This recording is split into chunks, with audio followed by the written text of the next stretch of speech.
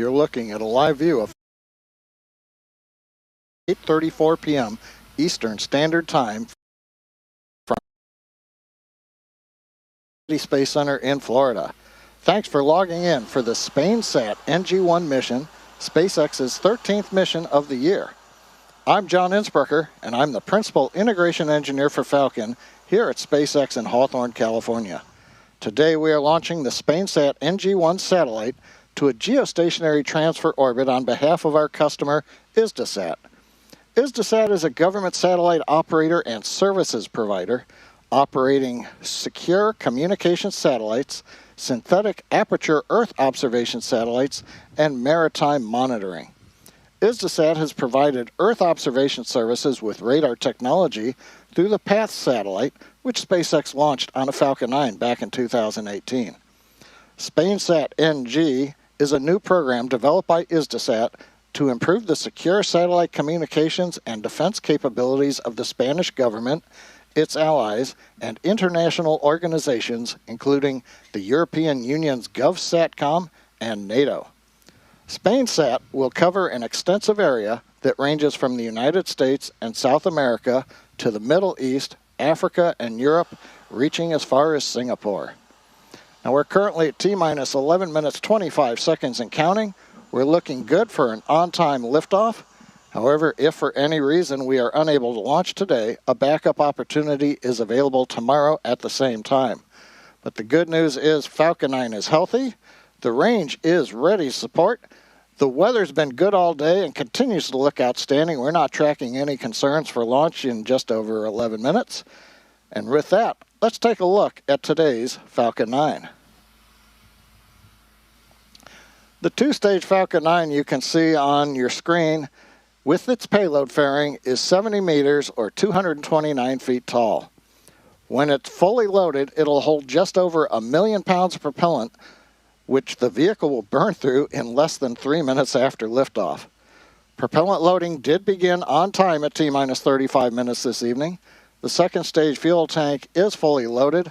The first stage fuel tank loading will complete at T-minus 6 minutes. Liquid oxygen loading is underway on both stages. Now our payload today is safely enclosed inside of the 17-foot diameter payload fairing, which is a structure called out at the very top of the graphic.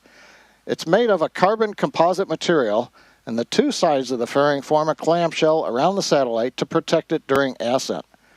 Now the fairing halves are then separated at about 3 minutes and 40 seconds into today's flight. They'll be recovered from the ocean for reuse. Now the fairing halves supporting today's mission are flight proven. One half is flying for its 8th time. The other half is flying for its 5th time. Now below the payload fairing, you can see the second stage. That's the part of the rocket that will take our payload to its destination orbit today. The second stage will ignite its single Merlin vacuum engine, or MVAC for short, at 2 minutes 50 seconds into flight. It'll relight a second time before we deploy the satellite. Below the second stage, you can see on the graphic the first stage. And it starts with the black inner stage, which is part of the first stage booster. The carbon fiber inner stage is that distinct black color. That's the thermal protection system on the outside of the inner stage. Now at the bottom of the first stage are the 9 Merlin engines. You can't see them in this view, but they are obviously at the bottom of the first stage, and they'll propel Falcon 9 off the ground up to the thinner parts of Earth's atmosphere. Now the first stage is designed to be reflown with minimal refurbishment between flights, with today marking the 21st flight for this particular booster. However, due to the performance required for today's mission, this will be the final flight for this Falcon 9 first stage. During its 21 missions, this single first stage has launched a lunar lander to the moon, critical supplies and research to the International Space Station, over 400 Starlink satellites to orbit, and much more since its first launch in May 2022. Finally, alongside the vehicle, the large truss structure you see, that's part of the transporter erector, what we call the TE. We use the TE both to roll the rocket out to the pad and then to raise it to its vertical launch position. At liftoff, it will retract in order to clear the way for Falcon 9's ascent. Now, while the countdown continues coming up on T-minus 8 minutes, let's find more about the satellite we're delivering to orbit today, SpainSat NG I.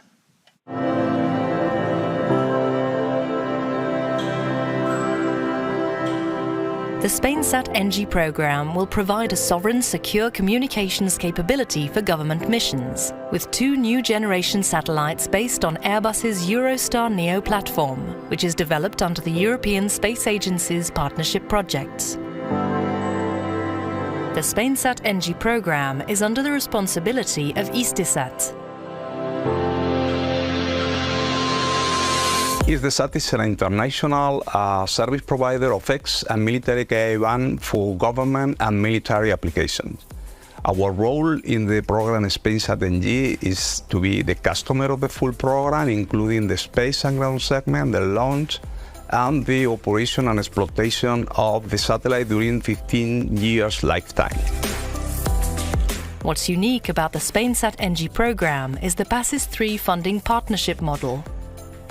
PASIS 3 is a financial scheme to develop the most innovative elements of the SpainSat NG payload with the support of the Center for Technological and Industrial Development, CDTI, in a framework of a private-public partnership between the European Space Agency and Hidesat as an operator of the sat. The most innovative element of the payload is the X-band active antenna system, comprising both receive and transmit antennas. Something as complex as the DRA's antenna in X-band, an active antenna that can move the beams electronically and can configure the beam electronically without any movement, is what makes this satellite the most advanced one in Europe today. These active antennas are at the cutting edge of new technology, with beam hopping and geolocation capabilities enabling artificial intelligence, big data, and the Internet of Things on the ground. The antennas are being developed by Airbus, which is leading a consortium of 5 Spanish space companies.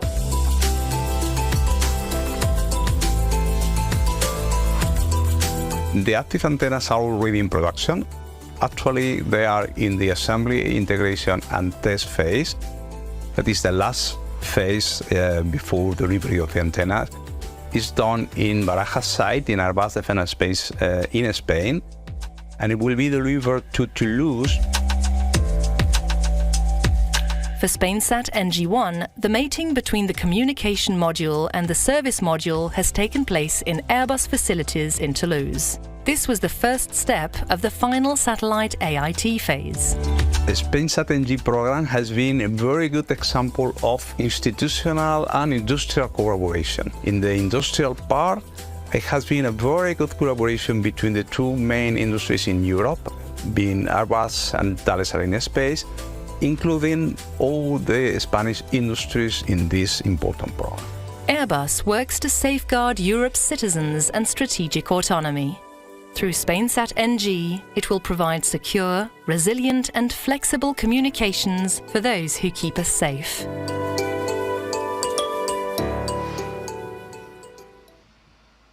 T-minus 4 minutes, 26 seconds and counting. We've just heard the call out, strong back lower has begun. It's actually a sequence that'll start with the clamp arms beginning to open. You'll see those right now in the monitor. You can see the arms are on the top of the second stage. We open those in preparation for the strong back pulling away from the rocket.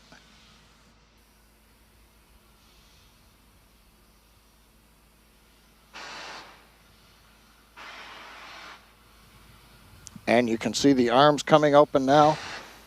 Next up will be retract of the strong back. Now the transporter erector we talked about has 2 components, the strong back that runs alongside the Falcon 9 and a launch mount underneath. The launch mount under the Falcon 9 has the 4 hold downs that release at T0. The strong back along the side is hinged to the launch mount, and it will rotate right now about 2 degrees away from the vehicle, and you can just start to see that motion beginning. Now at liftoff, the strong back will then move to a position 45 degrees away from the Falcon, and that clears the way for launch of the launch vehicle. Completing the recline. Now at this point in the countdown, both the first and second stages are nearly fully loaded with 1 million pounds of the kerosene fuel and liquid oxygen. First stage loading should complete here momentarily. We're waiting for the call out. And then about a minute later, second stage of liquid oxygen loading should complete.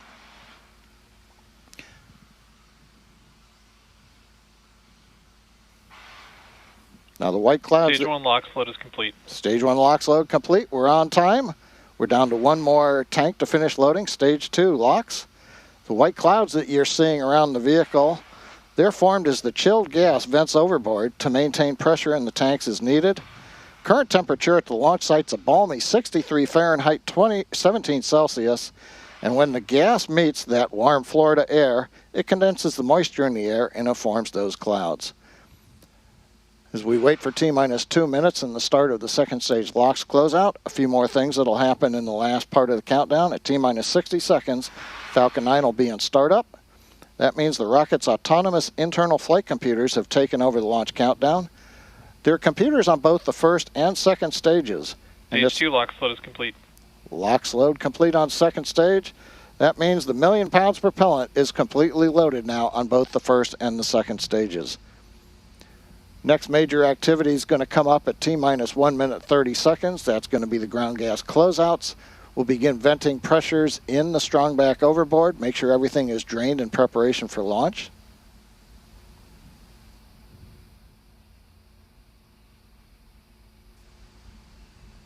Gas launch closeouts has started. There we go. The gas closeouts have begun. Next major event will be T-minus 1 minute. As I mentioned, the Falcon flight computers will go into startup. One comment, I mentioned there were flight computers on both stages. During ascent, the second stage flight computer is the master.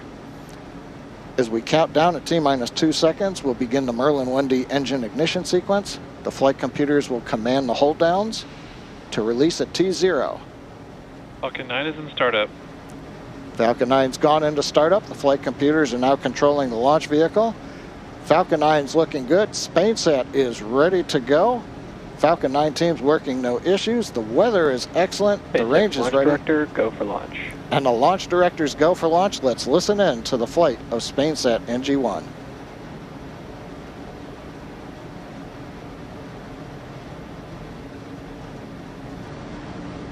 T-minus 30.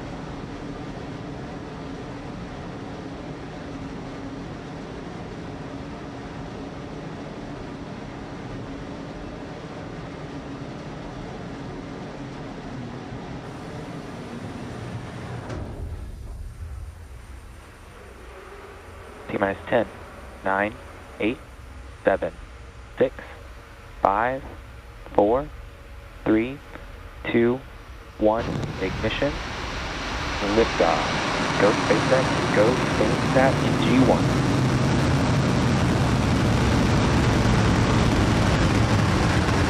Vehicle is pitching downrange. Stage 1 propulsion is nominal.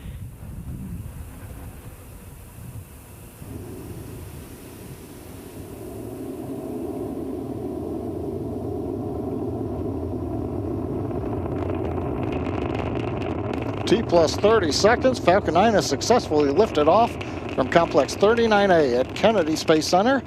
We can hear the characteristic rumble as the first stage heads into space. We're throttling down right now in preparation Power and telemetry nominal. for max Q. Good call out, power and telemetry nominal, reports avionics.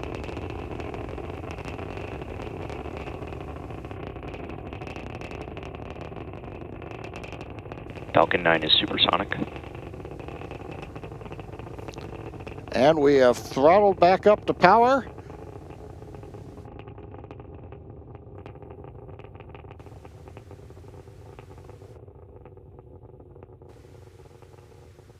Max Q. And we've heard the max Q call out. Continuing on the timeline, everything looking good. The rocket typically will need to go 17,000 miles per hour horizontally in order to get into orbit and avoid being pulled back down to Earth.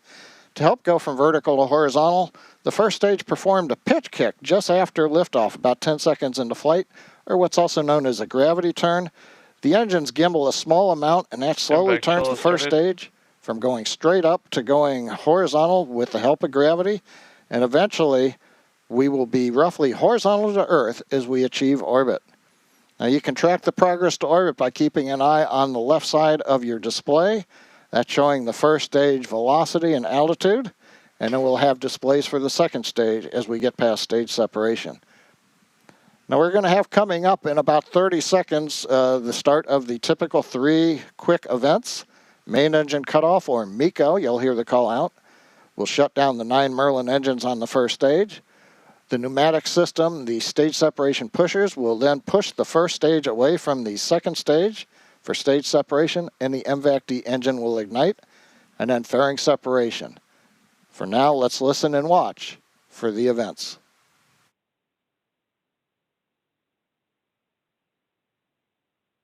Main engine cutoff. Stage separation confirmed.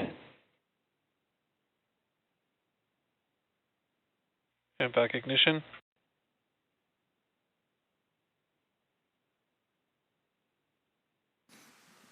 And there you heard and saw those events that happened back to back to back. We had main engine cutoff, stage sep, and second stage engine start number 1, SES1. Right-hand side, you can see the altitude and the velocity of the second stage. So far, I want to remind folks who might be waiting for it, as we talked about earlier in the webcast, the first stage will not be recovered today. You may have noticed that we removed the landing legs and the grid fins to decrease the mass of the stage. That'll provide the performance needed to put the 6 metric ton spacecraft into orbit. The legs and fins can be used on other boosters. But now we want to say to the first stage, Fairing separation confirmed. fairing separation on time. And for first stage that is on its way back to Earth, not for recovery, farewell, and we thank you. Now the fairing halves that you just saw separate from around the SpainSat NG I spacecraft, we'll be attempting to retrieve those halves once they fall back to Earth using our recovery vessel Bob. Now the fairings will orient themselves as they come back down with gas thrusters for entry into the atmosphere, and as they near the ocean, each fairing half uses a gas-powered deployer to release a parachute. The fairing computer will send commands that steer the fairings to the ocean landing, where the recovery vessel Bob will attempt to recover them. Now we've got a few minutes until our next major event, SECO-1, which is where we'll shut down our MVAC-D engine on the second stage in the parking orbit. Stage 1 FTS has safed. Coming up on 5 minutes, everything continuing to look good. You can see the orange-red glow of the niobium alloy nozzle extension on the second stage engine. Very standard for the MVAC-D engine.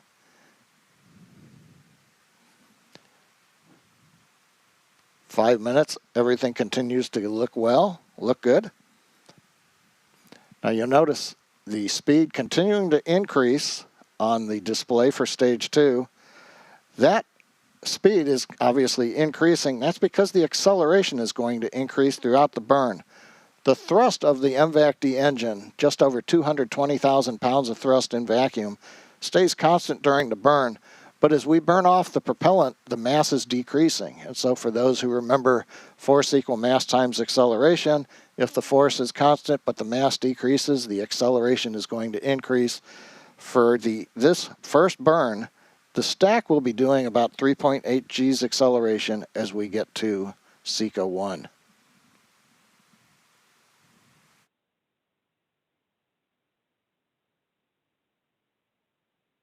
T plus 6 minutes, continuing to look good on the second stage. SpainSat NG I attached to the top of the second stage. We'll see some views from the forward-looking camera. Vehicles on a nominal trajectory. A little later on. The GNC, the Guidance, Navigation, and Control Engineer, calling out the nominal trajectory for the stage.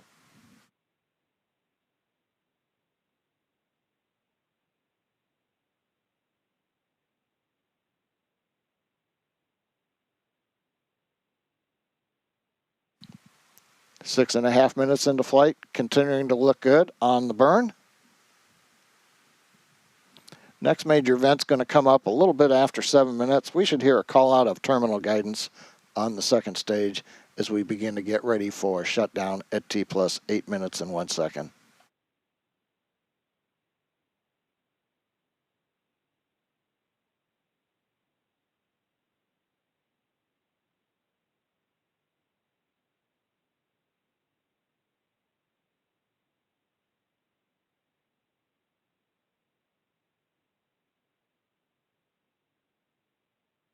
Stage 2 is in terminal guidance. There's the call out from GNC. Second stage flight computer is now moving into a state where it's preparing for that second stage engine cutoff. We're calculating the velocity required to get to orbit. You have to understand how fast you're going horizontally as well as away from the Earth. And then we have to come up with the commands that are going to go to the actuators so that we can command pitch and yaw to make sure that the second stage aims itself, so to speak, to achieve the desired orbital parameter. Now, final velocity for this first burn is aimed for about 7.5 kilometers per second. That's going to be just under that 17,000 mile an hour figure we need for a low Earth parking orbit. And 7.5 kilometers per second, that is the rule of thumb for the velocity you need to get into an Earth orbit when you're launching eastwardly, for example, out of Kennedy. Shutdown of the MVAC, we're going to wait for guidance to tell us how the orbit looks. Nominal orbit insertion. And confirmation, nominal orbit insertion. We're through second stage engine cutoff number 1, SECA 1. We're right where we want to be in orbit. Now, the second stage, and we've got another nice view looking forward from the payload attach fitting up at SpainSat NG I. We'll have more views as we go through the webcast, but for now, we're embarking on a coast phase on the second stage, spacecraft still attached. Following this coast, we will relight the MVAC engine for a second time. That's going to happen around T plus 26.5 minute mark. And then about 4.5 minutes after that, at T plus 31 minutes, we will actually get to spacecraft separation. For that, we're going to halt the live commentary for a while. We'll be back in about 16 minutes at T plus 25, but we'll leave you with the visuals from space.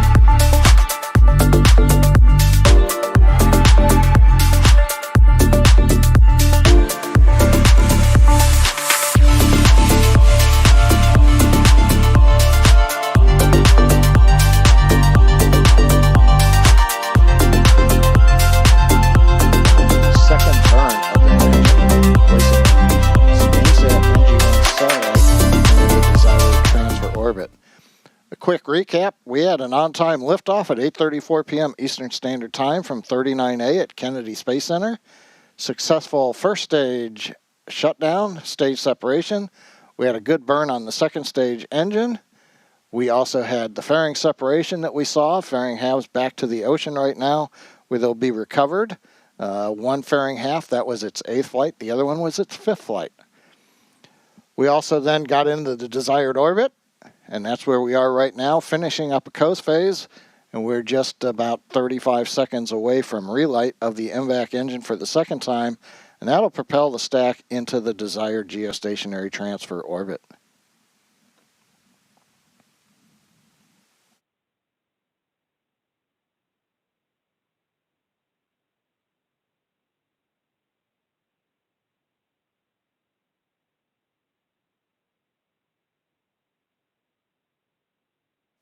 Waiting right now for the last seconds as the flight computer counts down to the ignition of the engine.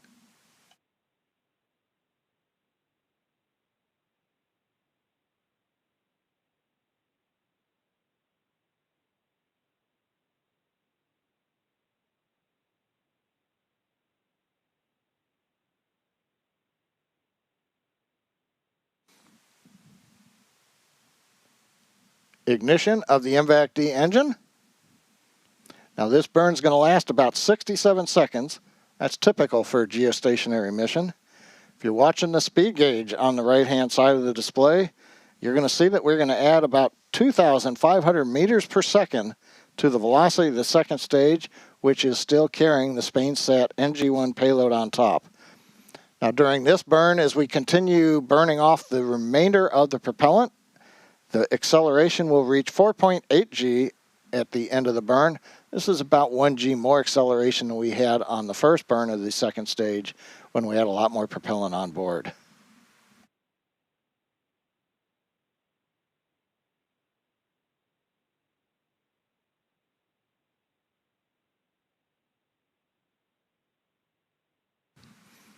Engine now throttling down, decreasing the loads on the spacecraft as we're coming up, and we have SECO 2.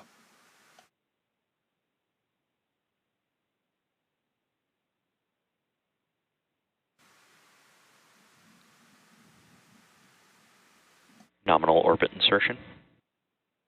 And there's the big call out for the day, nominal orbit insertion. Second stage in its second burn has put the spacecraft onto the desired trajectory. You can see right now 400 kilometers, 440 kilometers in altitude. We're headed to an orbit much higher than that. Next up, we're going to have separation of the second stage, of the SpainSat NG I spacecraft. We've got a couple of minutes before that happens. We'll come back with live commentary at about T plus 30 minutes.